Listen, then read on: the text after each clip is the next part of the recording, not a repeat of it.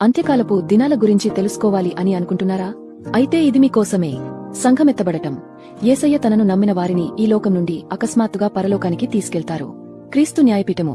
ఇది కేవలం ఎత్తబడిన విశ్వాసుల కోసం మాత్రమే. అక్కడ వారు భూమిపై చేసిన సేవకు తగిన బహుమానాలు పొందుతారు. 7 ఏళ్ల శ్రమల కాలం. భూమిపై అంత్యక్రీస్తు పాలనలో భయంకరమైన కష్టాలు మరియు దేవుని తీర్పులు వస్తాయి. గొర్రెలు మరియు మేకల తీర్పు. యేసయ్య భూమికి తిరిగివచ్చి శ్రమల కాలం ముగింపులో ఉన్న ప్రజలను వారి క్రియలను బట్టి నీతిమంతులుగా, అనీతిమంతులుగా వేరు చేస్తారు. గొర్రెపిల్ల వివాహ విందు.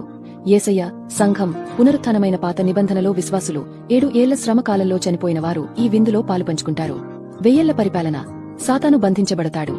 యేసయ్య ఈ భూమిని 1000 సంవత్సరాలు నీతిగా, శాంతియుతంగా పరిపాలిస్తారు. ధవళ సింహాసన తీర్పు. దేవుని నమ్మని వారందరికీ జరిగే చివరి మరియు అంతిమ తీర్పు. నూతన ఆకాశం, నూతన భూమి. మరణం, దుఃఖం లేని దేవుని శాశ్వత రాజ్యంలో విశ్వాసులు నిరంతరం దేవునితో నివసిస్తారు. ఆమేన్.